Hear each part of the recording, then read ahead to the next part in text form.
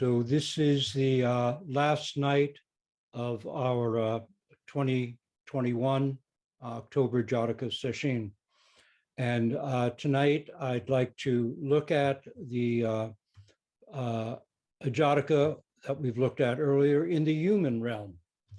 So first night we were in the godly realm, second night in the animal realm, and tonight we're in the human realm with the story of the sage little Bowman.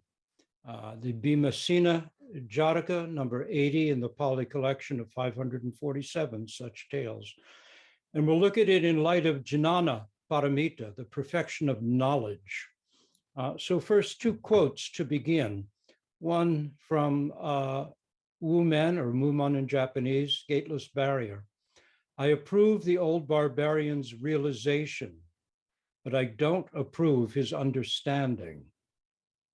I approve the old barbarian's realization, but I don't approve his understanding. And now a quote from Foundations of Tibetan Mysticism by Lama Govinda.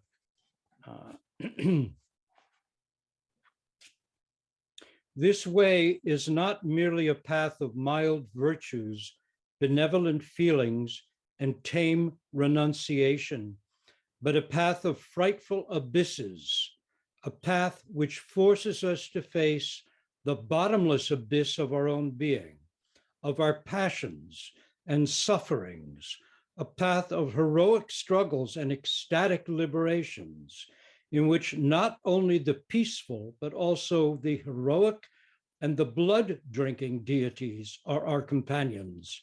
And if we do not sacrifice to them the blood of our own heart, we shall never reach the end of this way and realize the mystery of body, speech, and mind. So the Bhimasena or Bhimasena Jataka.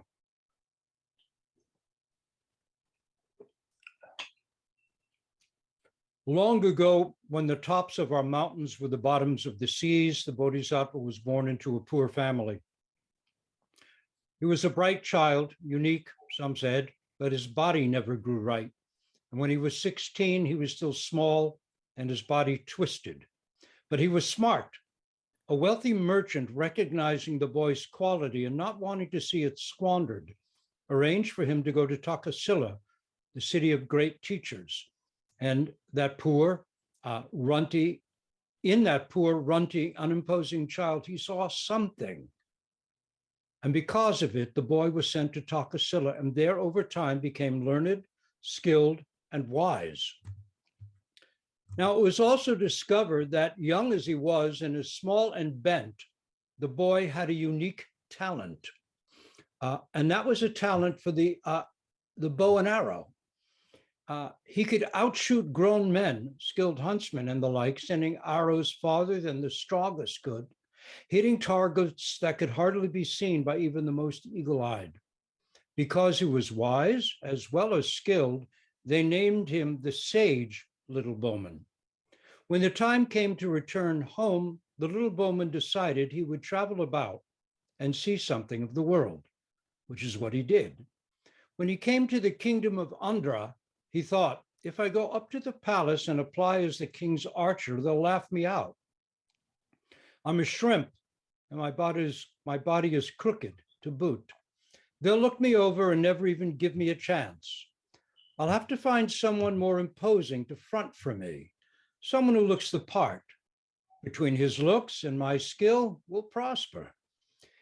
In the weaver section of town, he found a big, tall, strong, handsome man named Bhimasena, who was dyeing cloth. Friend, said the little Bowman, this is hard, hot, tiring, dirty work. True, grunted Bhimasena, looking down at the odd little character at his side. No one can match my skill with arrow and bow, said the bowman. But I cut a less than imposing figure. With your looks and my skill, we could earn a good living in the service of the king. Here's money. Clean up, buy good clothes, take my bow and quiver of arrows and present yourself as a great archer at the palace, with me as your page. They'll hire you for sure, but when shots need to be fired, leave it to me.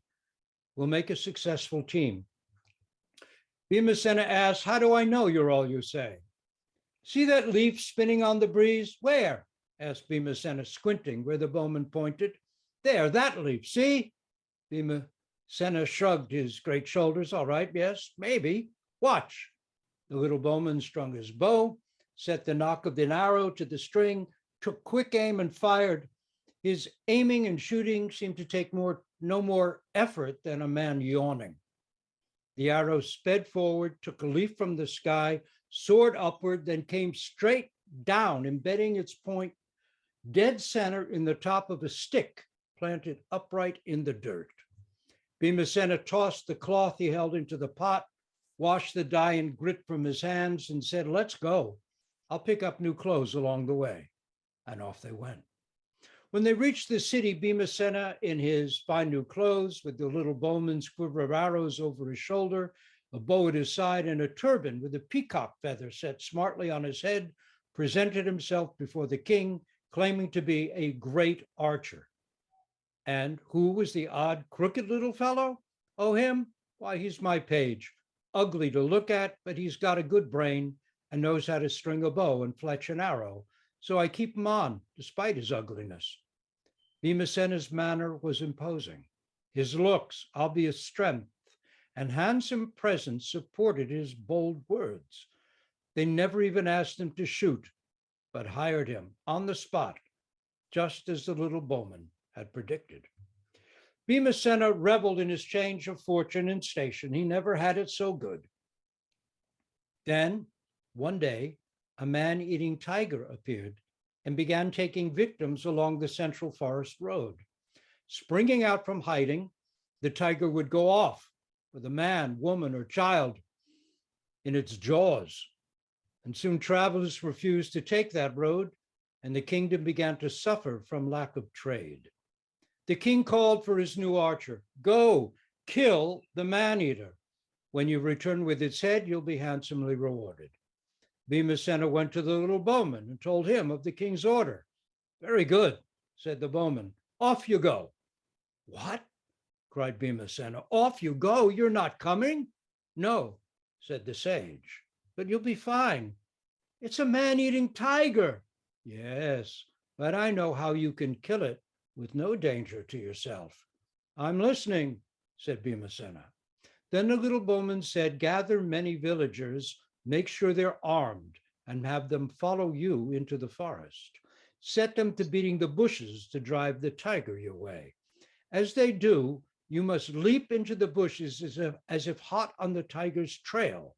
Once out of sight, throw yourself on the ground and lie still. Then, when the tiger appears, let the villagers kill it with their clubs, hoes, and knives. And then you reemerge from the forest with a vine in your hands and cry, who killed my tiger? I'm gone for a minute to get a vine to tie it up with and bring it alive to the king, and you've ruined it all. The king will be furious. Then the villagers will plead with you to say nothing, and you can let them bribe you to stay silent. Then cut off the tiger's head, bring it to the king, and he'll reward you even more for your service. So Bhimashena took the bow and quiver of arrows, and after gathering more than 100 villagers, set off for the forest. And it all worked out exactly as the little bowman predicted. The villagers killed the man-eater, and Bhimashena got a good bribe and the king's reward. Plus, his triumph became widely known. Nobles invited him to dinners. Women sent him gifts and notes. He liked it a lot. It suits me, he'd think, admiring himself in the mirror. This is what I was born for. Weeks later, a rogue buffalo began goring and trampling travelers along a roadway. Once more, Bhimashena, the great archer, was sent to deal with the monster, and he did, again, all according to the little bowman's plan. When he returned this time, he was more honored than before. Riches flowed to him. along with invitations to marry into noble houses. It really got to him. He began to think, why do I need the little shrimp? I can deal with things on my own. After all, I'm the one who puts the plan into action. Who needs him riding on my coattails? And he began to say things like, hey, bug, be careful creeping around underfoot. I might step on you. Or, hey, shrimp, are you still hanging around? Or even, stop following me. You robbed me of my dignity. One day, a neighboring king marched on Benares, and there was war. Bhimesena said the king of Benares, mighty champion, arm yourself, mount my war elephant, bring us victory. Quaking with fear, Bhimesena let himself be sheathed in golden armor and mounted on the king's great war elephant. The little bowman grew alarmed for Bhimesena's safety and pitied him. The fool will get himself killed. I must help him. So he too armed himself and got up behind Bhimesena. Crowds of people cheered them on as surrounded by a company of soldiers, Bhimesena and the sage little bowman rode out through the city gate. Out onto the field of battle they went. Drums sounded, bugles blew. The war elephant curled its trunk and trumpeting madly charged. Bhimesena shook, quivered, quaked. The sounds of battle, the shouts and wild trumpeting, the beating of drums, the blaring of bugles, the glittering arrows and lances flying every which way, the clashing of armor, the men falling and dying. It was too much. It terrified him. The little bowman took hold of Bhimesena from behind to keep him from falling off the elephant's back. Gather your courage, Bhimesena, and hold still. If you fall off here in the thick of things, you'll die. Seeing that Bhimesena could not control his terror, the little bowman took off his sash and tied it around Bhimesena and himself so the big man wouldn't fall.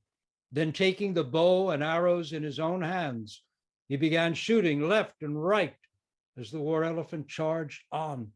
It was all too much for Bhimesena, who fouled himself in his terror. Then the little bowman said, get down here. It's clear for the moment. It's safe. Go back to the palace. Wash yourself and put on clean clothes. The day is mine. Who will care what I look like when the welfare of the kingdom is in my hands? The cord was untied and Bhimesena let down. Back he ran from the battle, back to the city and the palace.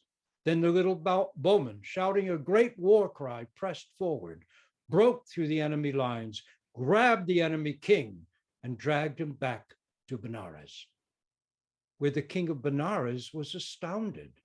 It took him quite a while to understand that the little crooked page was actually the great hero. And then he was overjoyed. He and his people were saved. Once the treaty was signed, giving him control of both realms, he loaded the little bowman with every possible honor and unimaginable wealth. From that day forward, all India sang the praises of the sage little bowman. The little bowman gave a portion of his wealth to Bhimesena. Don't be ashamed, he counseled. It's just not something you were made for. Plus, without you, I could never have had the chance to accomplish what I did. You played your part. Go home, enjoy your wealth, and be happy. Then the sage little bowman, the Bodhisattva, the Buddha, in a past life, took his rightful place in the world and was known ever after as a person of skill, generosity, kindness, courage, and knowledge. So that is the Jataka. And once again, let's take a look at it from the ground of practice.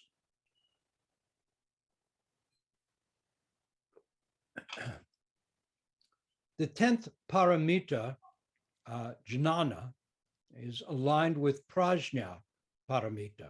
They have the same root, which is jna, na, which means knowing.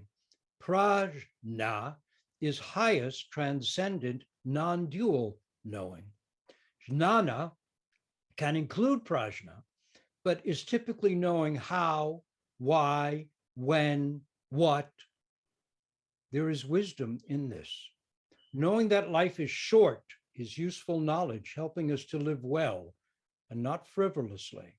Knowing that polluting a river or the air poisons us as well is also useful. Knowing how to drive a car gets us places. Pilots better know how to fly their airplanes. Knowing how to plant a seed, change a diaper, read a book, cook a meal, use a computer, or bandage a wound are all useful, as is simply knowing how to cross our legs and sit quietly. Knowing that realization is possible helps us sit well with both dedication and devotion. Knowing we have mothers and fathers, spouses, brothers, sisters, children, helps us live with a sense of responsibility and decency. Isn't the basic impulse of life itself to know? Isn't this why the life force, or we might say Buddha nature, evolved eyes and senses and brains? So we could know who or what we and the universe truly are. Isn't this knowledge always incomplete what draws us on and on? To know, and to know that we know, is a great relief, and is why the Buddha smiles. Such knowledge wipes away all lesser knowing. Simply knowing that there is an awful lot of what Bob Dylan rightly calls pointless, useless knowledge can be the beginning of a path of wisdom. When Yeats proclaimed, I would be, for no knowledge is worth a straw, ignorant and wanton as the dawn, he wasn't talking about being stupid. Such ignorance of inconsequentials is wisdom. He's clarifying what's truly worth knowing, to be ignorant as the dawn, the sunrise. He's upholding the knowledge that clings to nothing, holds to nothing, and knowing nothing in a self-centered, limited way releases all to be fully itself. Sadly, one can have lots of knowledge and yet little wisdom. Perhaps the difference turns on a degree of experience. Knowledge plus life experience may bring wisdom. To be a person of knowledge is no light title. It implies learning and experience, and usually means such a person has gained something worth sharing. In this tale, the Bodhisattva, the Buddha to be, is eminently knowledgeable. He's not just a skillful archer. He is the sage, little Bowman, a man of knowledge. He knows how the world works, and even better, knows how to make it work favorably. When knowledge and compassion, kindliness and wisdom come together, we should rightly expect good things to happen. Yet, this tale is somewhat surprising. The great hero, the Buddha in all classical texts, is described as radiant and handsome, the visible embodiment of all excellent, perfect human beingness. How can we ordinary folks compare? Even in his animal births, in the Jatakas, the Buddha is the most beautiful deer, the most powerful ox, the golden-haired lion, the magnificent white elephant, and so on. Enter our sage little Bowman, small, twisted, hunchbacked, yet wise, skilled, and knowledgeable. What Australian Aborigine culture, perhaps the oldest culture on the earth, and one that traditionally holds both wisdom and knowledge in high regard, might call a man of high degree or a clever fellow. But by clever fellow, they did not mean the kind of ordinary cleverness that too often passes for wisdom in our culture today. Far from it. Here's a quote on what they do mean. According to one informant, you could always recognize a clever man by the intelligent look in his eyes. It was remarked that the great ones were enveloped in a peculiar atmosphere which caused people to feel different. One commentator recalled a clever man that he met, from whose immobile face shone shrewd, penetrating eyes, eyes that look all the way through. This man was an outstanding person, a clear thinker, a man of decision, one who believed and acted on belief, who possessed the power to will others to have faith in themselves. Clearly, these men were endowed with unique, forceful character, self-discipline, preceded by training, enabled such men to make contact with powerful spiritual and psychological forces in order to benefit the tribe as a whole, to benefit the community as a whole. And yet, though the little Bowman is in many ways such a person, a representative of what is best among us, not only is he not physically impressive, he's below par, not even average. He's small and hunchbacked, twisted and lame. And yet, who is he? The Buddha in a past life.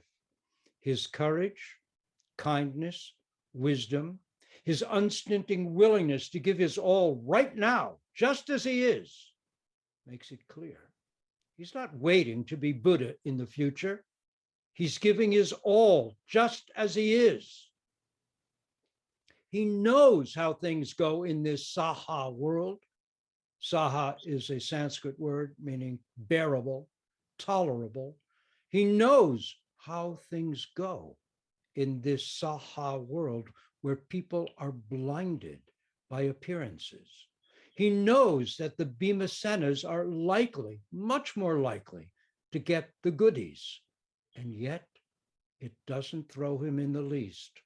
In commenting on the case of the rhinoceros fan in the Blue Cliff record, Shuedo, that would be Secho in Japanese, says, "I want that imperfect one."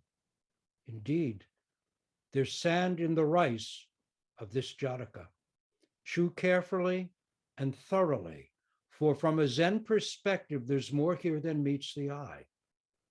It's not just about the Buddha's own past history. From the vantage of Zen practice, we might also begin to see that it's talking about you and me right now, just as we are, imperfect as we are. Now, back to the world of the Jataka. Physically imperfect, the sage little Bowman is blessed with confidence, a quality that must also, taking a Jataka way of looking at things, be the result of cause and effect, or karma, arising from his own past actions. He has an unimpeded knowledge of how to do good and how to do well, adding up to a sure understanding of how to make his way in this world. He is grounded. From his past also comes his extraordinary talent at archery. We each have our own gifts, put in place by DNA and ancestry, as well as karmically speaking by our own past thoughts and deeds. It is in recognizing, accepting, and upholding these gifts that we can falter. Often, we have to work hard just to peel away layers of conditioning and self-doubt that bar us from full use of our innate potential. We get in our own way. We get entangled in self-concern, self-doubt, self-justification, and defensiveness when the world treats us unfairly, as it's bound to. It's hard to accept what's on our plate, see what needs to be done, and do it. There's a lot of Bhimasena, the foolish cloth dyer, in us. We get swell-headed. We're happy to receive unmerited windfalls, undeserved recognition and praise. We can feel too that much of what we do or are asked to do may be beneath us. Appearances attract, blind, and confuse us, while qualities of character are easily overlooked. In one of Kurosawa's great films, Sanjuro, the clan chamberlain is wise, skilled, and good. Of course, he gets falsely accused of treachery, while the actual bad egg, the handsome clan supervisor, is lauded and trusted. Only the wandering, unaffiliated, free-spirited samurai, a man of knowledge, has the skill to penetrate the maze of illusion and straighten out the mess. As the 2,500-year-old Jataka makes clear, our Saha world has been like this for a long time. This is a 2,500-year-old tale. The more we know how it all works and understand what principles actually bring benefit, the clearer our path can be. Thank goodness for the sage little Bowman Bodhisattva with his clear grasp, his knowledge of the challenges and essentials that offer us a valuable model on how we ourselves might live. For each day, we must choose where to put our head, our feet, and our butts, knowing that ultimately we can only fare according to our thoughts and deeds. As we continue, confidence in our choosing and doing grows. Even mistakes, failures, can be useful, as the Jatakas in which the Buddha faces struggles, shortcomings, and failures shows. It's sometimes how we learn. Sometimes it's the only way we learn, by making mistakes and facing the consequences. Struggles imprint the point, revealing consequences and reminding us of what's really important. They force us to make decisions, step forward and act, not sit on fences.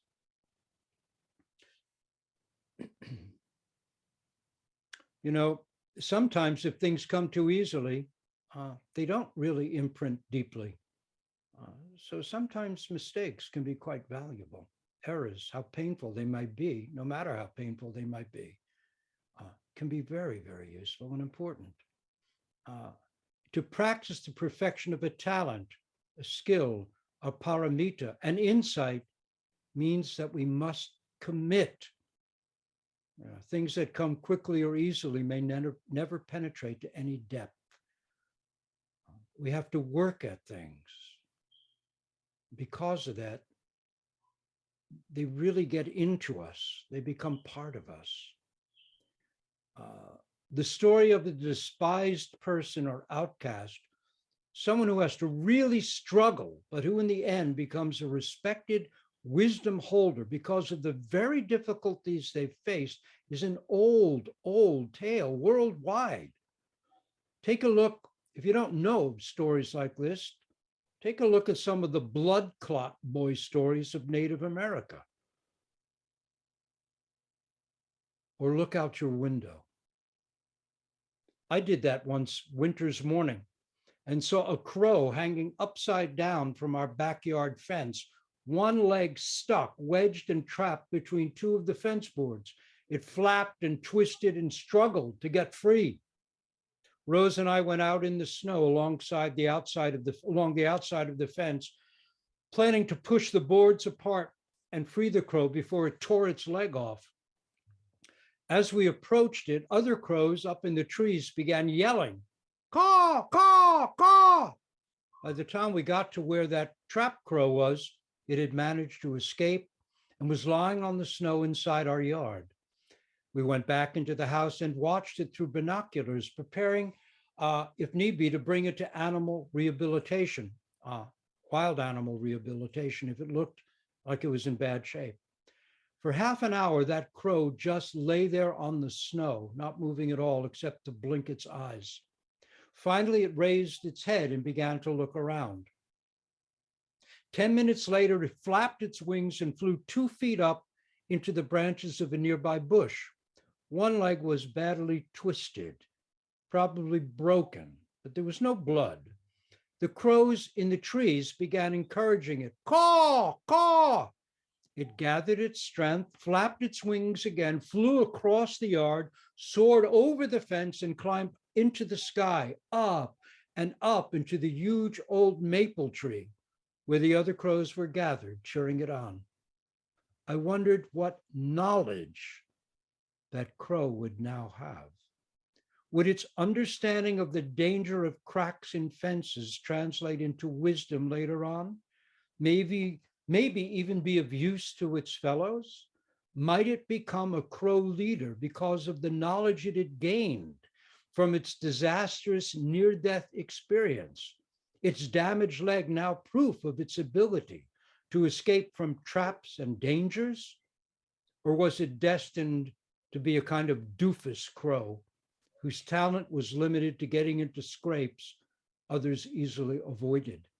Or worst of all, would its damaged leg prove to be a disability too difficult to overcome?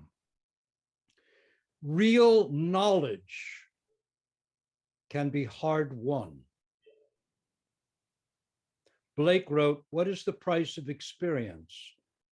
Do men buy it for a song or wisdom for a dance in the street? No, it's bought with the price of all a man hath. Wisdom is sold in the desolate market where none come to buy, and in the withered field where the farmer plows for bread in vain." What is the price of experience, of gaining knowledge? Do you get it for a song or for a dance in the street? No. It'll take everything you have. Maybe a difficult life, that doesn't mean we lose the things we care about. It means all that we cling to in our minds, all that we limit ourselves with separative, dualistic thinking, all that we think is so precious to us. We have to let that go. Maybe having a difficult life helps the sage little Bowman perfect both his knowledge and his skillfulness. If he'd looked like Bhimacena from the start, who knows, maybe his smarts would never have had a chance or need to come alive. He might have been smug and self-satisfied, never forced to dig deep.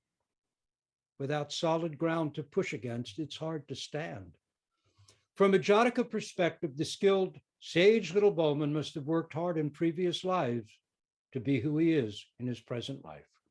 Maybe he was already the ascetic sage, if we remember some of the Jatakas we've touched on in the past, who fell in lust with the queen and had to learn how vulnerable he still was.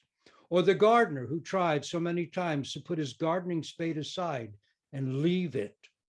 Maybe he already gave his body to the tigress, or was the ox who pulled all the carts, or the monkey who became a bridge, or the crow who saved other crows, or the god who took a leap renouncing the comforts of heaven. Maybe we've worked equally hard to be who we are right now. But if the sage little Bowman had such good karma leading to such knowledge, confidence, and talent, somewhere in the deep past, he himself must have also established the causes for his imperfect form. Come to think of it, why do we look the way we do? Here we are practicing. Buddhist teachings say this is the best of all karmas, to have human birth, and then on top of that, to have conscious aspiration and a practice to fulfill and embody it. This is the best there is, the best there can be. If so, how come we're not all paragons of beauty? Case 91 of the Hekigan Roku, alluded to earlier of the Blue Cliff record, may offer a clue. One day, Enkan called to his attendant, "Bring me the rhinoceros fan." The attendant said, "The fan is broken." Enkan said, "If the fan is broken, bring the rhinoceros to me." The attendant made no reply. Tu Tzu later said, "I do not refuse to bring it out, but I fear the head and horn. will be imperfect. Shuedo, that's Secho in Japanese, commented saying, I want that imperfect one. I want that imperfect one. Case number 2 of the gateless barrier by Chang, that would be Yakujo's fox.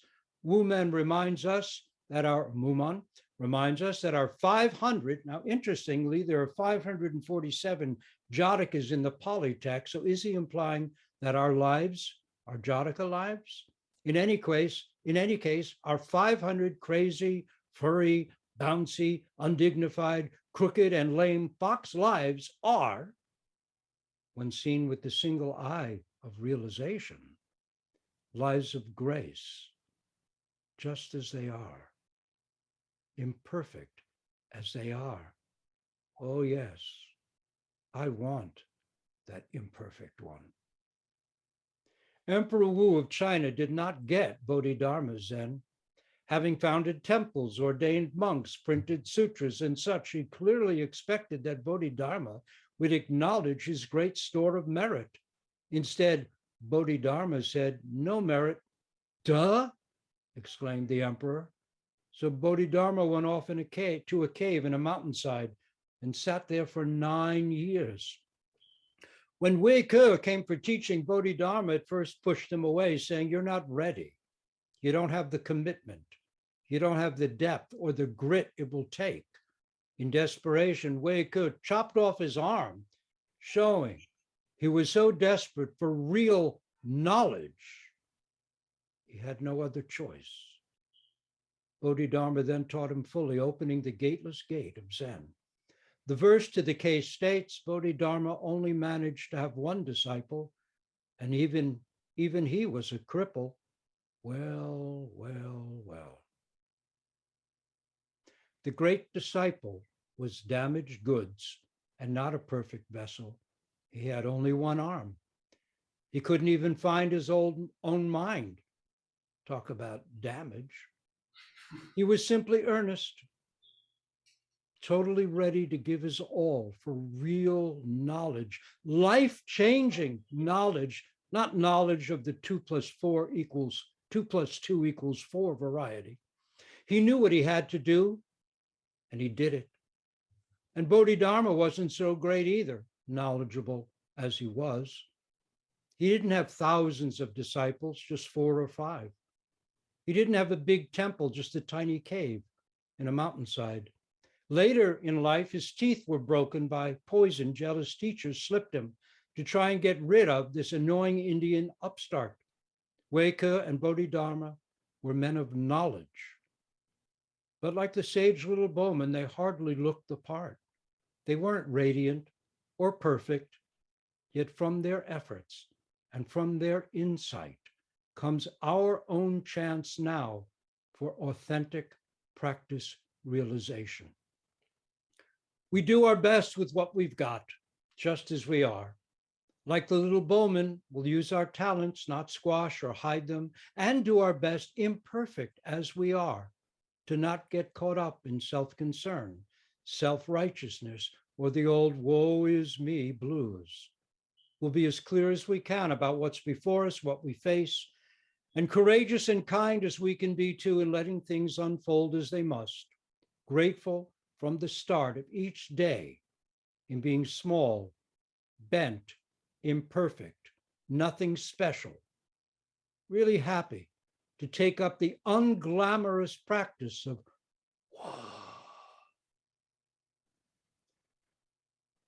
2, 3.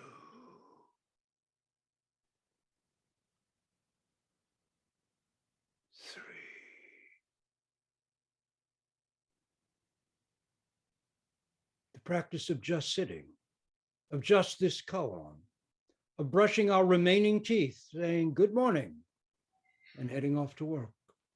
Sage little Bowman of the world, unite, literally, unifying arms, legs, body, and head in daily zazen.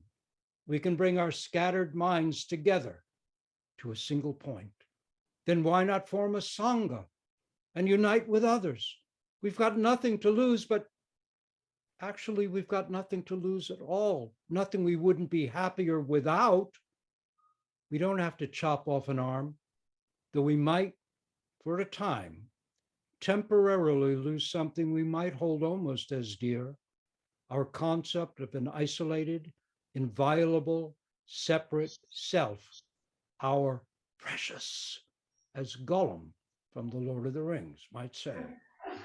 Surely the ancient, knowledgeable, very united and free sage little Bowman, the Buddha himself, in this earlier birth, would agree. The path unwinds beneath our feet, just as we are.